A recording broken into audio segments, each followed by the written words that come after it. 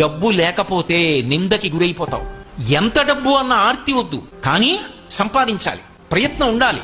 ఆ ప్రయత్నం కూడా చేయకుండా ఒక్క రూపాయి సంపాదించకపోతే అమ్మ నిందిస్తుంది. తండ్రి కొడుకుని చూసి సంతోషంగా ఎరా అని ఇలా వెన్నుపాం మీద తట్టడం. మేము కష్టపడి సంపాదిస్తాం, వీడొక్క రూపాయి తేడు అన్నదమ్ములు మాట్లాడరు.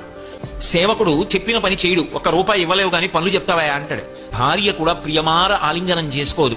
అతను చాలా మంచి స్నేహితుడు, కానీ అసమానం కనపడినప్పుడల్లా డబ్బు అడుగుతుంటే ఆయన మాత్రం ఎక్కడి నుంచి తెస్తాడు?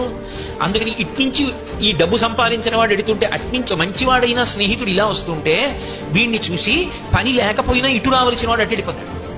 ఏమై బాగున్నావా అని ఇలా చీ కూడా ఎత్తడు. కాబట్టి ఓ స్నేహితుడా, డబ్బు సంపాదించు. డబ్బు సంపాదించనన్న మాట అనకు. యవ్వనంలో డబ్బు సంపాదించి తీరాలి. కాబట్టి ఆ డబ్బు చేత లోకమనందు సమస్తమైన సుఖములు కలుగుతాయి. కానీ ఒక్కటి గుర్తుపెట్టుకో, నీతి తప్పి సంపాదించవద్దు. డబ్బు లేకపోతే